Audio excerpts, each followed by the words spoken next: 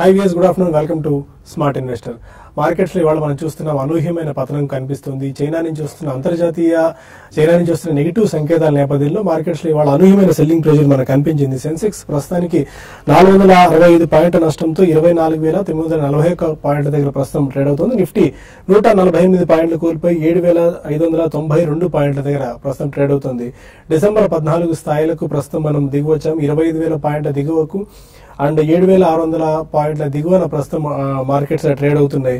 ఇవాళ ప్రధానంగా specific sector అని చెప్పలేం కానీ ఆల్మోస్ట్ అన్ని రంగాల షేర్స్ లోనూ ఇవాళ అమ్మకాల ఒత్తిడి మనకి ఎక్కువగా కనిపిస్తుంది.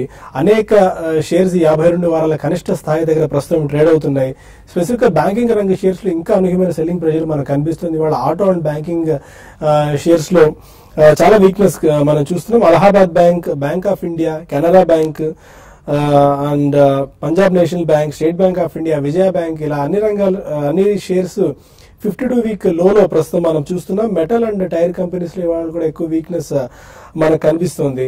మరో మేజర్ ఇంపాక్ట్ చైనాతో పాటు క్రూడ్ ఆయిల్ ధరలు కూడా ఆల్మోస్ట్ 12 సంవత్సరాల కనిష్ట స్థాయికి దిగి వచ్చాయి. ఇప్పుడే మనం చూస్తున్నాం బ్రెంట్ క్రూడ్ $32 దగ్గరకు వచ్చింది అండ్ నైమెక్స్ క్రూడ్ కూడా $32 దగ్గర ప్రస్తుతం ట్రేడ్ అవుతుంది. ఆల్మోస్ట్ 2003 స్థాయిల దగ్గర ప్రస్తుతం క్రూడ్ ఆయిల్ ఏ ధరలో ఉన్నాయి, ఇప్పుడు కూడా అదే ధరలో ఉన్నాయి. అంటే ఆల్మోస్ట్ 12 ఇయర్స్ లోలో మనం క్రూడ్ ఆయిల్ కూడా చూస్తున్నాం. అటు చైనా నుంచి ఒక negative news and crude oil నుంచి కూడా వస్తున్న నెగిటివ్ సంకేతాల నేపథ్యంలో మన మార్కెట్స్ లో అధికమైన సెల్లింగ్ ప్రెషర్ మనకు కనిపిస్తుంది.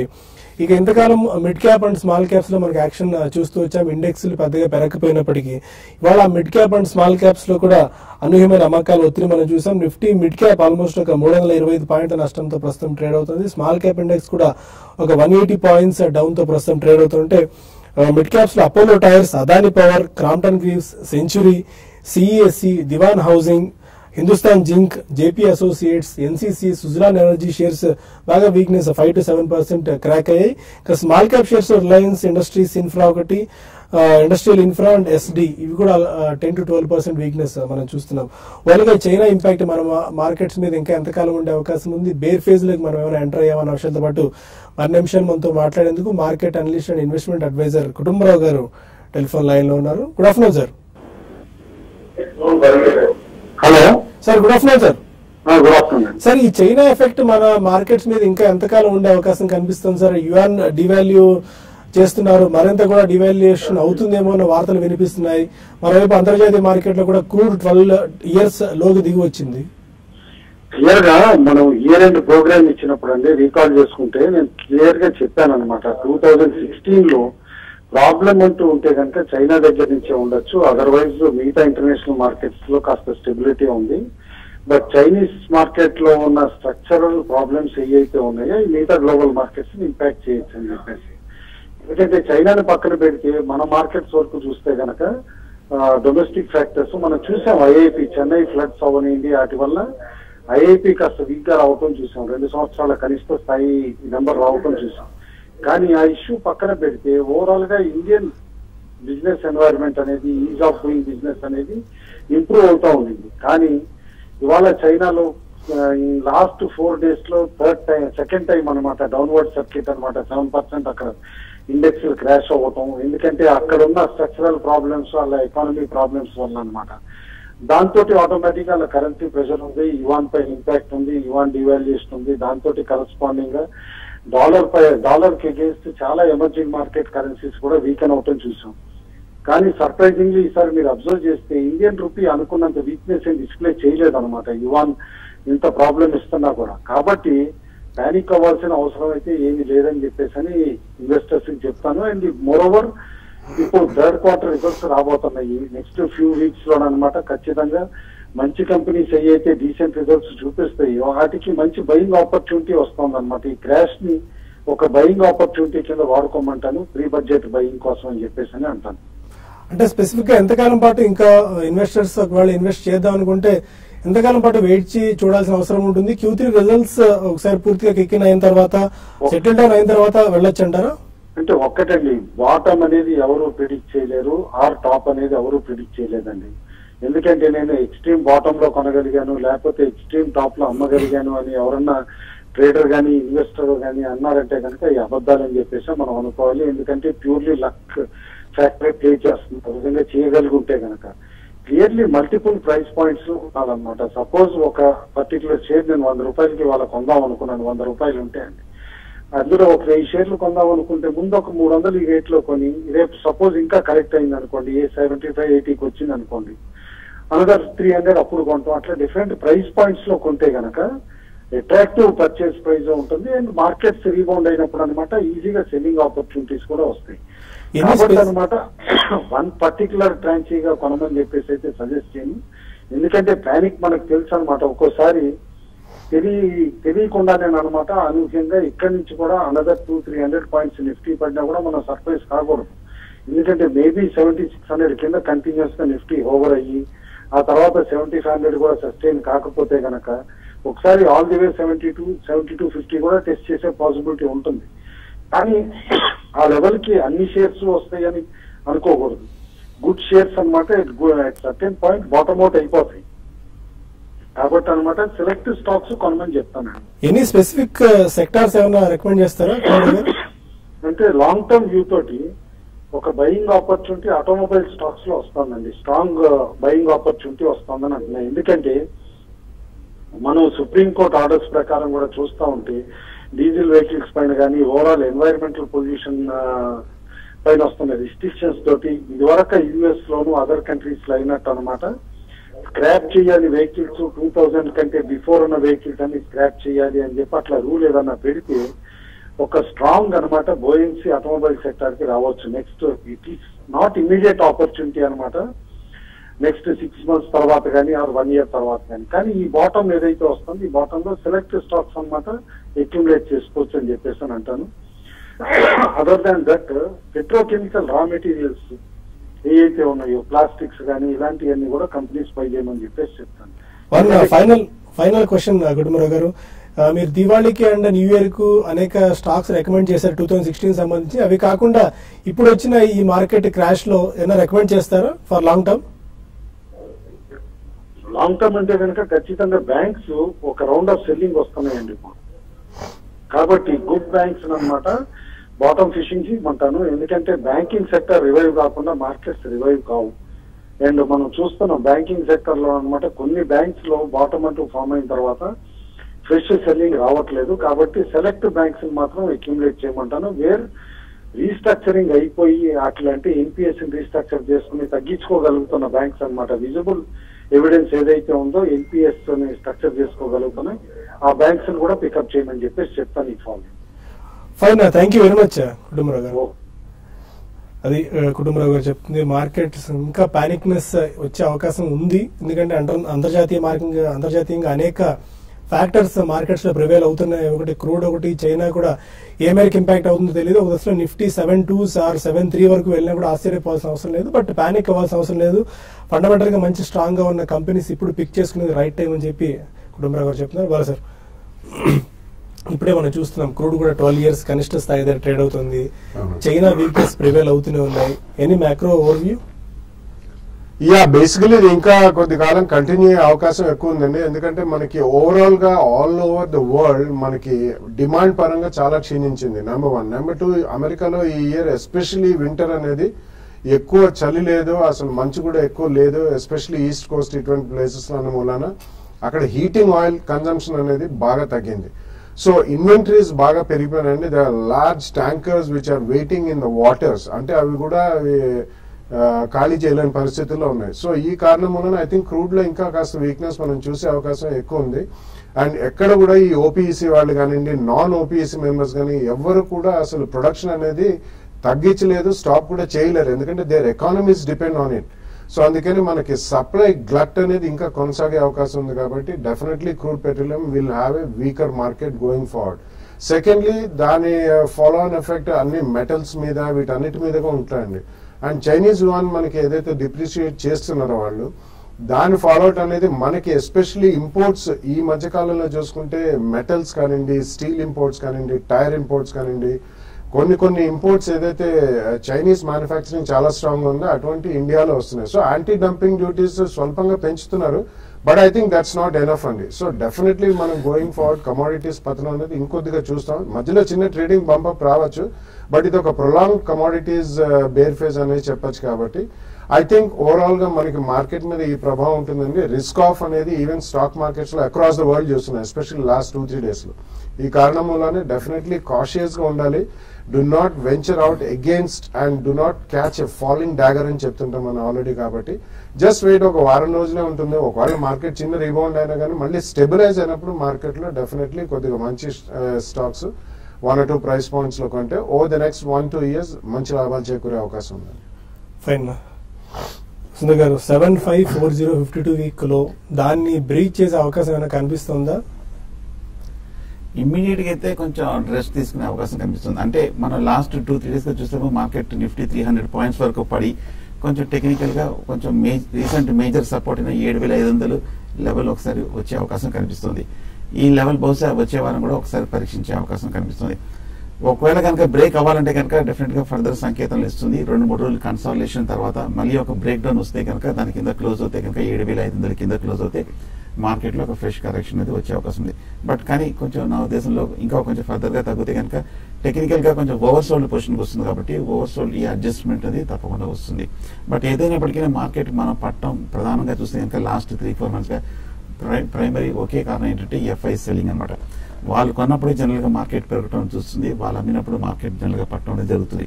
అలాగే లాస్ట్ 3-4 months గా ఎఫ్ఐస్ కొంచెం హైయర్ లెవెల్ బాగా సెల్లింగ్ చేయడం వల్ల మన రికవరీ కూడా మనం 2-3 నెలలు చూసాము. 7500 దగ్గర నుంచి అక్కడ వాళ్ళ బయింగ్ సపోర్ట్ లేకపోవడం వల్ల మార్కెట్ నిలదొక్కోలేకపోయింది. సో దానివల్ల మార్కెట్ పట్టడం చూసాము. వాళ్ళు బయింగ్ లోకి వస్తే కానీ మార్కెట్ ఒక రివైవల్ వచ్చే అవకాశం ఇమీడియట్ గా కనిపించట్లేదు.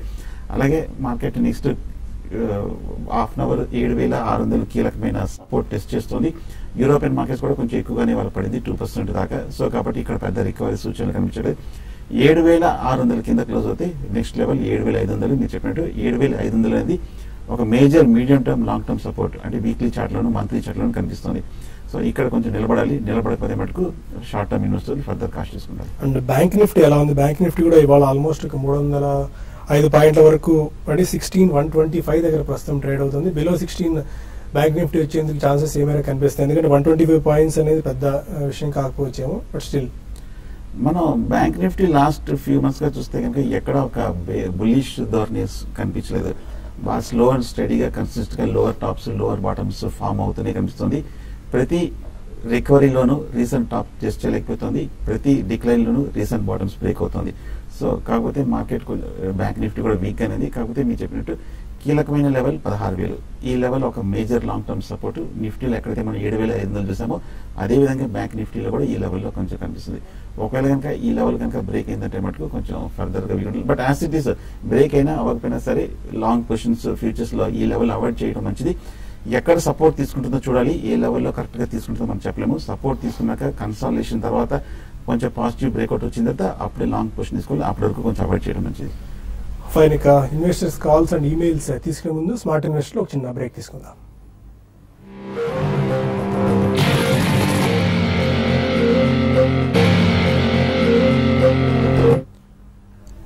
Welcome back to smart investor. కొంతమంది కాలర్స్ లైన్ లోను. ఫస్ట్ కాలర్ నల్గొండ నుంచి సంతోష్.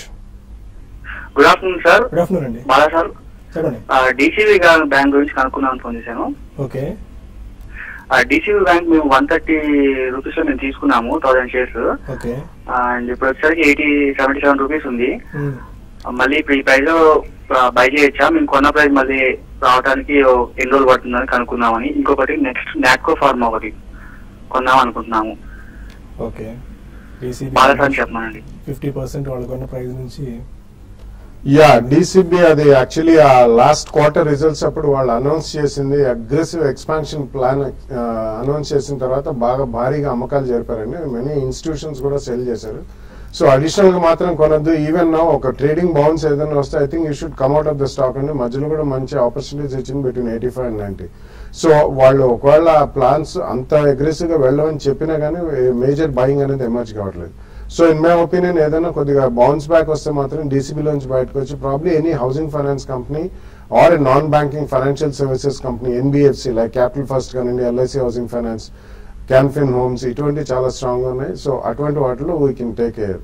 నాట్కో ఐ థింక్ కొద్దిగా వెయిట్ చేయండి. ఓవరాల్ మార్కెట్ వీక్ ఉంది కాబట్టి నెక్స్ట్ 1 or 2 days చూసి నెక్స్ట్ వీక్ లో ఎక్కడన్నా probably 575-560 would be a good entry point అండి, ఫస్ట్ ప్రైస్ పాయింట్. అక్కడ నుంచి కూడా ఒక 10% కరెక్ట్ కావచ్చు. వస్తే సెకండ్ ప్రైస్ పాయింట్ లో కొనండి. పులివెందుల నుంచి రాజేశ్వరి మరో కాలర్. హలో అడగండి సార్ రాజేశ్వరి గారు. Sir, good morning sir. Good morning అండి. గుడ్ ఆఫ్టర్నూన్ సార్, చెప్పండి. సార్, ఏం లేదు సార్, నేను ఒక లాంగ్ టర్మ్, ఒక 3 or 5 years long term shares లో ఇన్వెస్ట్ చేయాలనుకుంటున్నాను సార్. ఓకే. కొన్ని ఈ ఆయిల్ కమోడిటీస్ అంటే ఇప్పుడు హిందుస్థాన్ జింక్, కోల్ ఇండియా గానీ, అదాన్ ఆఫ్ షోర్, హిందాల్కో అలా కానీ, లేదంటే ఓఎన్జీసో అట్లా లాంగ్ టర్మ్ ఇది చేస్తే ఎలా ఉంటుంది సార్? దానికోసం సలహా కావాలి సార్. ఓకే. ఈ టైంలో metal pack and commodity pack week గా ఉన్న నేపథ్యంలో ఆ స్టాక్స్ బెట్ చేసుకోవచ్చా? బట్ అండర్లైన్ ఏంటంటే ఇంకా వీక్ గానే ఉంది, ఇంకా పాజిటివ్ సంకేతాలు రావాలి కాబట్టి, పైగా చైనా ఫ్యాక్టర్ కూడా ఉంది, గ్రోత్ ఇష్యూస్ కూడా ఉన్నాయి కాబట్టి ఇవన్నీ కొంచెం సెటిల్ అయ్యి తీసుకోవచ్చు. పైగా లాంగ్ టర్మ్ కోసం అంటున్నారు కాబట్టి మొన్న దీపావళికి కానీ లేదంటే న్యూ ఇయర్ కి కానీ మన అనలిస్టులు రెగ్యులర్ గా ఇస్తూనే ఉన్నారు. అది కూడా ఒకసారి మీరు ఫాలో చేస్తే మీకు లాంగ్ టర్మ్ పిక్స్ దొరుకుతాయి. మరో కాలర్ కాకినాడ నుంచి రాము. సార్, అడగండి రాము. సార్, టాటా మోటార్స్ ఒకటి అండి, లెవర్ ఎలక్ట్రికల్ ఒకటి హోల్డ్ చేయమంటారు. Tata Motors second stock lever electrical sir. Lever electrical. Okay.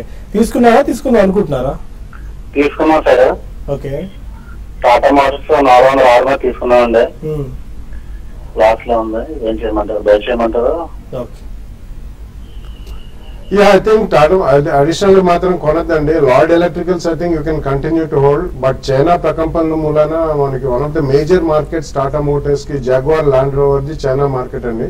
కాబట్టి ఏదైనా ట్రేడింగ్ బౌన్స్ వస్తే ఇతరత్ర వేరే మార్కెట్ లో, యుఎస్ మార్కెట్ లో కొద్దిగా బాగానే ఉన్నాయి సేల్స్ వాళ్ళు. But I think it's definitely ఒక ట్రేడింగ్ బౌన్స్ వచ్చి మళ్ళీ 400+ వస్తే మాత్రం ఒకసారి మీరు అందులోంచి బయటపడడానికి ప్రయత్నించండి. కరీంనగర్ నుంచి శ్రీనివాస్ మరొక Srinivas. Reliance capital, Reliance infra account వరకు కొనుక్కోవచ్చు సార్ ఇప్పుడు? Reliance capital, Reliance infra F and operations తీసుకోవచ్చా? అవాయిడ్ చేయండి. లాస్ట్ 1 or 2 వీక్స్ గా చూస్తే కనుక 2 స్టాక్స్ లోనే ఒక భారీ ర్యాలీ రావడం జరిగింది. 2 స్టాక్స్ ఒక మేజర్ రెసిస్టెన్స్ దగ్గర రావడం జరిగింది. 2 స్టాక్స్ ఒక ఓవర్ బాట్ పొజిషన్ లోకి రావడం జరిగింది. కరెక్షన్ లో డ్యూ ఉంది. ఈ 2 స్టాక్స్ కూడా షార్ట్ టర్మ్ అప్ ట్రెండ్ పూర్తయినాయి కాబట్టి ఒకవేళ ఆల్రెడీ లాంగ్ ఉన్నాయంటే ప్రాఫిట్ బుక్ చేయొచ్చు, కానీ ఫ్రెష్ బయింగ్ అయితే అవాయిడ్ చేయండి.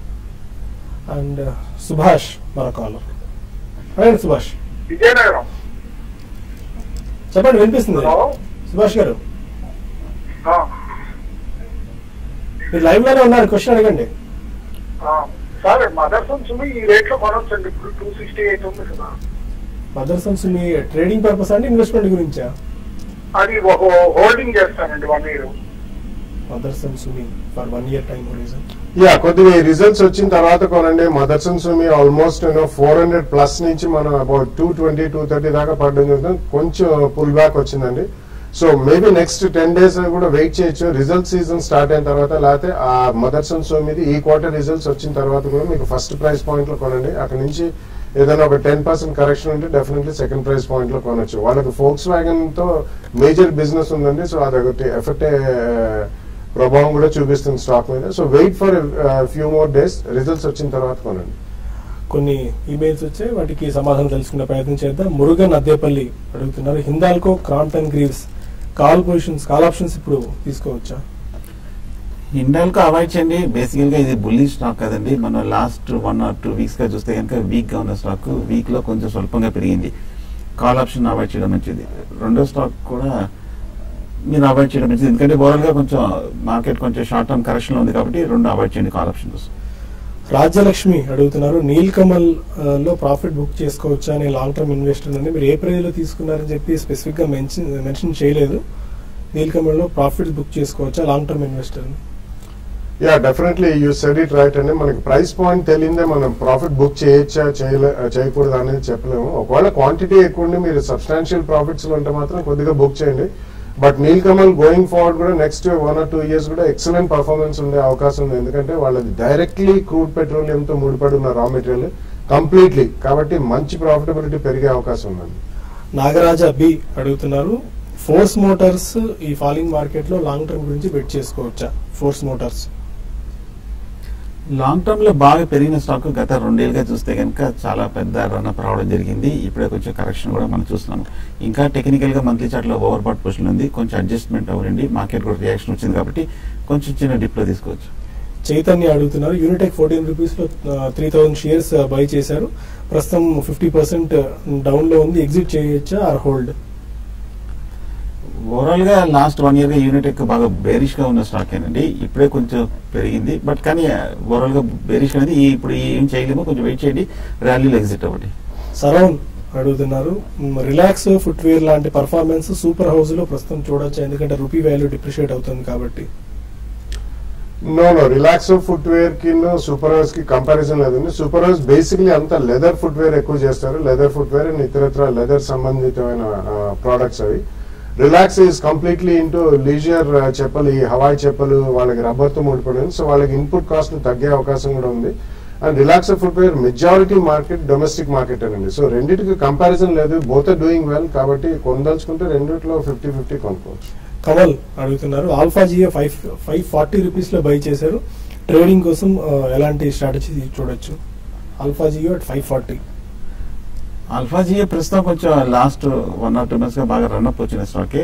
ప్రస్తుతం అయితే హోల్డ్ చేయండి, బట్ మార్కెట్ కొంచెం రియాక్షన్ ఉంది కాబట్టి ఇది కూడా కొంచెం రియాక్ట్ అయ్యే అవకాశం ఉంది. రమేష్ కాసన్ అడుగుతున్నారు, ఐఆర్బి ఇన్ఫ్రా 261 రూపీస్ లో 1500 షేర్స్ బై చేశాను, షుడ్ ఐ సెల్? బేసికలీ అంటే అట్లీస్ట్ 12 to 18 months వ్యూ ఉంటే మాత్రం ఉంచండి, ఎందుకంటే ఇప్పుడిప్పుడే మనకి ఇన్ఫ్రాస్ట్రక్చర్ రంగంలో చాలా ఆర్డర్స్ అవన్నీ మెటీరియలైజ్ అవుతున్నాయి అండ్ కొద్దిగా ఆ రంగం పార్టిసిపేట్ చేసే అవకాశం ఎక్కువ ఉందండి రాబోయే 6 months to 1 year లో. సో మీకు అట్లీస్ట్ 1 year ప్లస్ వ్యూ ఉంటే మాత్రం ఉంచమని చెప్తాను. పీజీకే రెడ్డి మెయిల్ చేశారు, పెట్రోనెట్ ఎల్ఎన్జీలో గెయిన్స్ లో ఉన్నాను, దీన్ని ఐజీఎల్ కు స్విచ్ ఓవర్ అవ్వచ్చు అని చెప్పి. మీరు ఎంత గెయిన్స్ ఉన్నారో స్పెసిఫిక్ గా మెన్షన్ చేయలేదు కానీ, బట్ పెట్రోనెట్ ఎల్ఎన్జీ నుంచి ఇంద్రప్రస్థ గ్లాస్ కి షిఫ్ట్ అవ్వచ్చా? పెట్రోనెట్ 170 నుంచి మనం భారీ ర్యాలీ చూసాము. టెక్నికల్ గా మీరు అనుకున్నట్టే కొంచెం షార్ట్ టర్మ్ కరెక్షన్ కూడా డ్యూ ఉంది. సో షార్ట్ టర్మ్ అయితే కనుక ఈ లెవెల్లో మీరు ప్రాఫిట్ బుక్ చేయొచ్చు. ఐజీఎల్ కూడా మనం బాగా పెరగడం చూసాము, ఇది కూడా ప్రస్తుతం ఓవరాల్ గా షార్ట్ టర్మ్ అయితే కొంచెం కరెక్షన్ వచ్చే అవకాశం ఉంది, బట్ ట్రెండ్ పాజిటివ్ అండి. హోల్డ్ చేయగలిగితే హోల్డ్ చేయండి. పంజాబ్ నేషనల్ బ్యాంక్ తీసుకున్నాను, జేబీ కృష్ణారెడ్డి అడుగుతున్నారు 500 షేర్స్, ఈ టైంలో హోల్డ్ చేయొచ్చా, ఏం చేయాలి? 52 వీక్ లో ప్రస్తుతం ట్రేడ్ అవుతూనే ఉంది. యా, సో అన్లెస్ మనకి ప్రైస్ పాయింట్స్ తెలిస్తేనే కానీ we cannot give a correct call అండి. So definitely all public sector banks అనేవి ఇంకాస్త వీక్నెస్ చూసే అవకాశం ఉంది. అంటే ఇక్కడ నుంచి ఎక్కువ పడకపోవచ్చు కానీ పెరుగుదల మాత్రం అంత ఫాస్ట్ గా ఉండదండి. ఇంకా వాళ్ళకి ఎన్పిఏ ప్రాబ్లమ్స్ అనేవి ఇంకా ఇప్పుడు అప్పుడే సాల్వ్ అయ్యే పరిస్థితి కనిపించలేదు. సో ఒకవేళ మీరు క్లోజ్ టు కరెంట్ పొజిషన్ ఉంటే మాత్రం ట్రేడింగ్ బౌన్స్ వస్తే డెఫినెట్లీ ఇందులోంచి బయటపడి ప్రైవేట్ సెక్టర్ బ్యాంక్స్ కానీ హౌసింగ్ ఫైనాన్స్ కంపెనీస్ కానీ కొనుక్కుంటే బెటర్. మెయిల్ చేసేవాడికి ఒక చిన్న విజ్ఞప్తి, మీరు స్పెసిఫిక్ గా ఏ ప్రైస్ పాయింట్ లో తీసుకున్నారు, ఎంత ప్రాఫిట్స్ లో ఉన్నారని చెప్పి మీరు మెన్షన్ చేస్తే దానికి సంబంధించి ఒక correct idea or correct positions ఎలాంటి వర్కౌట్ చేసి చెప్పి ఇద్దరు నిపుణులు చెప్పే అవకాశం ఉంటుంది. స్పెసిఫిక్ ప్రైస్ పాయింట్స్ మెన్షన్ చేయండి. ఇక స్టిల్ మార్కెట్స్ లో మనం వీక్నెస్ చూస్తూనే ఉన్నాం. సెన్సెక్స్ 440 పాయింట్స్ డౌన్ తో ట్రేడ్ అవుతుంది. నిఫ్టీ 143 పాయింట్స్ డౌన్ తో 7598 దగ్గర 76 బిలోనే ట్రేడ్ అవుతుంది. ఇది వాళ్ళ స్మార్ట్ ఇన్వెస్టర్. ఇప్పుడు బిజినెస్ బ్రేక్ఫాస్ట్ లో మళ్ళీ కలుద్దాం. Stay with us.